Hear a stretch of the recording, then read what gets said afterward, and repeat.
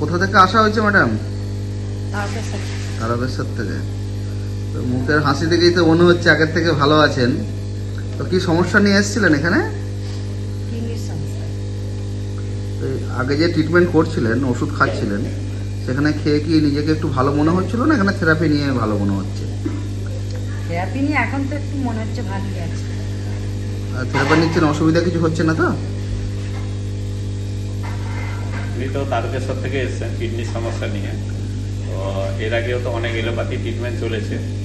তো allopathy treatment চলার পরে ওনার মুখ টুক ফুলে যাচ্ছিল। এবার অনেকের পাড়ার সব দেখেও ভয় পেয়ে যাচ্ছিল যে মুখটা কেন এত খোলা। আসলে তো শরীরে কিডনি পেশেন্টের শরীরে জল জমে যাওয়া, সেই জলটা যখন পায়ের থেকে পরপর উপর দিকে লাংসের দিকে আসতে থাকে, শ্বাসকষ্ট হচ্ছিল, বমিটিং হচ্ছিল, খেতে পারছিল না। এখন এখানে 4-5টা থেরাপি হওয়ার পরে ওনার সেই খোলা ভাবটা, মুখ খোলা, জল যেটা জমে যাচ্ছিল ওটা বেরিয়ে গেছে, ওজন অনেকটা কমে গেছে এবং এখন মানে খেতে পারছে, নিজেকে সুস্থ মনে হচ্ছে। মাত্র তো কয়েকদিন হয়েছে। আশা করি ধীরে ধীরে এই স্টিম থেরাপির মাধ্যমে, ন্যাচুরোপ্যাথি চিকিৎসার মাধ্যমে উনি তাড়াতাড়ি সুস্থ হয়ে উঠবেন।